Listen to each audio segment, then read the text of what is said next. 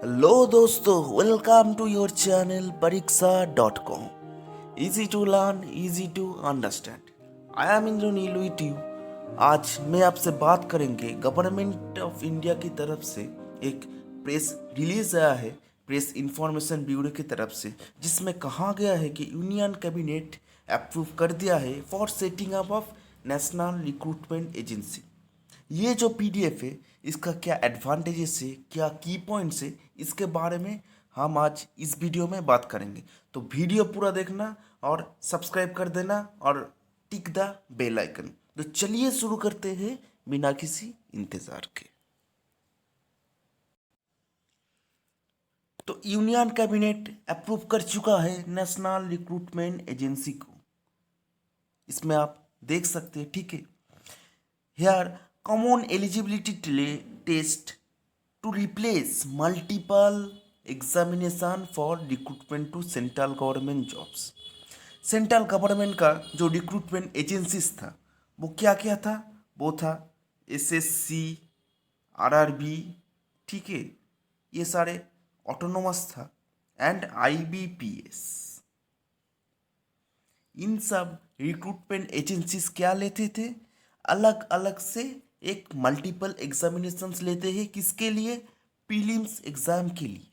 तो ये सब अब बंद हो जाएगा और there will be a common eligibility test to replace multiple examination for recruitment to central government jobs for SSC, RRB and IBPS. ठीक है, तो चलिए इसका कुछ की पॉइंट्स देख लेते हैं। की पॉइंट्स क्या है? पहला जो बात है इसका वो है the common eligibility test will be held twice in a year. ठीक है, तो एक साल में 2 बार होगा, कोई चिंता करने वाली बात भी नहीं है। दूसरी point, there will be different CET graduate level, 12 pass and 10 pass level to felicitate recruitment to vacancies at various level. इसका मतलब क्या है? इसका मतलब ये है कि ये जो कॉमन एंट्रेंस टेस्ट होगा, ठीक है, ये किन लेवल के होगा? ये होगा ग्रेजुएट लेवल, 12 का लेवल और 10th पास लेवल। 10th स्टैंडर्ड के लिए होगा, ठीक है, 10+2 स्टैंडर्ड के लिए होगा, और क्या है, ग्रेजुएट लेवल के लिए अलग से एग्जाम होगा। There will be different CET for graduate 10 standard and 12 standard. चलिए तीसरी वाला पॉइंट देख लेते हैं। The CET will be conducted in 12 major Indian languages. तो क्या होगा सीईटी? 12 जो ऑफिशियल लैंग्वेज है, ठीक है। हमारे देश में कितने ऑफिशियल लैंग्वेज है?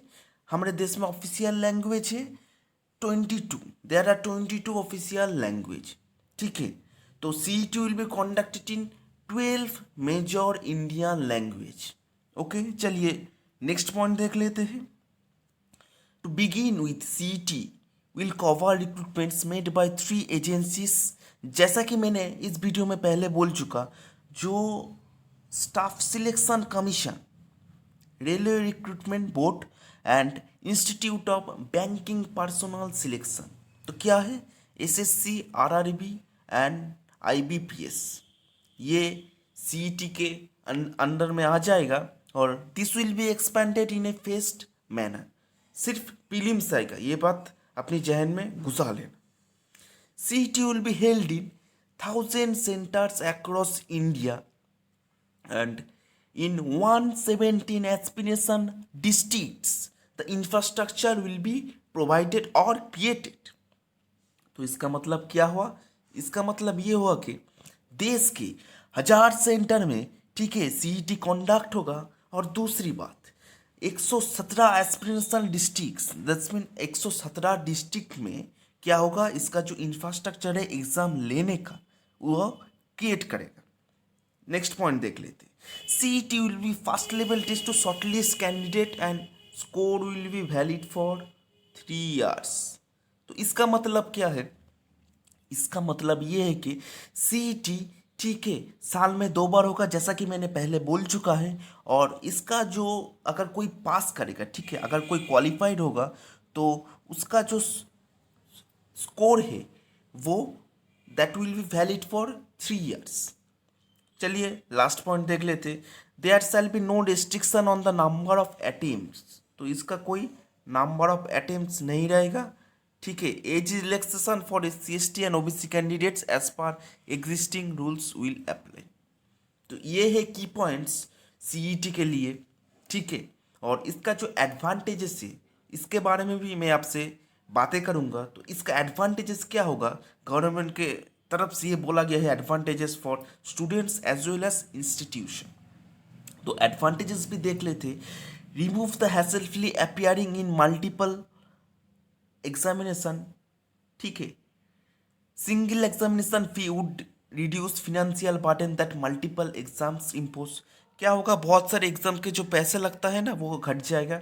ठीक है, since exams will be held in every district it will substantially sub travel lodging cost for the candidate. इसका मतलब क्या है, कैंडिडेट का जो लॉजिंग कॉस्ट है, फूडिंग कॉस्ट है, ठीक है, वो घट जाएगा, वो बहुत कम हो जाएगा। और एग्जामिनेशन अगर उनके खुद खुद का जो डिस्ट्रिक्ट है उसमें होगा तो खर्चा तो बहुत कम ही होगा। ठीक है, और लॉजिंग का खर्चा भी नहीं होगा। और नेक्स्ट पॉइंट देख लेते हैं। Applications are required to register on a single registration portal. एक ही रजिस्ट्रेशन पोर्टल में एप्लीकेंट्स को रजिस्टर करना पड़ेगा। No need to worry about clashing of examination dates. ठीक है, तो clashing of examination dates clash हो जाते हैं, आप लोगों को सभी को मालूम है। अगर कोई SSC दे रहा है, कोई IBPS दे रहा है, तो एक एग्जाम डेट में, ठीक है, क्लास हो जाता है। तो ये क्लास अभी नहीं होगा क्योंकि ग्रेजुएट लेवल, 12 स्टैंडर्ड और 10 स्टैंडर्ड लेवल के लिए अलग अलग से एग्जाम होंगे। ठीक है, तो चलिए और एडवांटेजेस फॉर इंस्टीट्यूशन भी देख लेते हैं। Removes the hassle of conducting preliminary screening test of candidates. ये क्या होगा, एक टेस्ट लेने के लिए आप पकड़ लीजिए, एक RRB का, NTPC का, ठीक है, फॉर्म निकला हुआ है। तो उनके लिए बहुत सारे बच्चे फॉर्म भरते हैं। तो इन फॉर्म जो भरते हैं उन लोगों के लिए प्रीलिमिनरी एग्ज़ाम का कंडक्ट करना पड़ता है, जो SSC है या फिर RRB है, जो कंडक्टिंग बोर्ड है। तो इनके लिए प्रीलिमिनरी और स्क्रीनिंग टेस्ट के लिए बहुत सारे कैंडिडेट्स हो जाते हैं और CBT के लिए बहुत दिक्कत आता है। It will be advantageous step for an institution.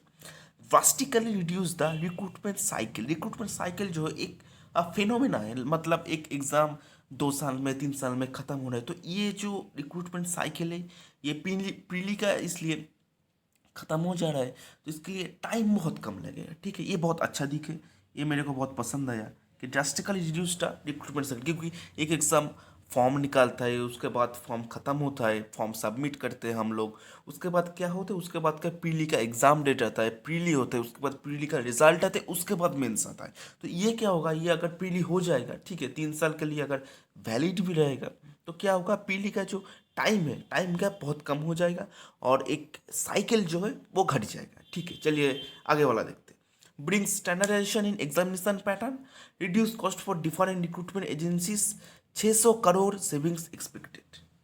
क्या होगा, इंस्टीट्यूशन के लिए 600 करोड़ का सेविंग्स भी होगा, क्योंकि प्रीलिमिनरी एग्जामिनेशन जो CBT लेते हैं, SSC या फिर RRB या फिर IBPS, वो सभी सेंटर में पैसा नहीं देने पड़ेंगे, इसके हिसाब से वो लोग कर सकते हैं। और दूसरी बात, ये स्टेट में लागू नहीं है, और दूसरी बात ये टेक्निकल एग्जाम्स में लागू नहीं है। ठीक है, तो स्टेट अगर चाहे तो प्रीलिमिनरी एग्ज़ाम ले सकते हैं, अगर चाहे तो इसके अंदर भी आ सकते हैं, और टेक्निकल एग्ज़ाम्स इसके अंदर में नहीं है। तो चलिए मेरा वीडियो पूरा हो गया, मेरा वीडियो इस तक ही था। अगर मेरा ये वीडियो आपको अच्छा लगा तो सब्सक्राइब कर दीजिए, ठीक है, तो बेल बटन क्लिक कर दीजिए, और क्या है, दोस्तों में शेयर कर दीजिए। तो चलिए नमस्ते, शुरू करते हैं। सत श्री अकाल, आदाब, नमस्कार।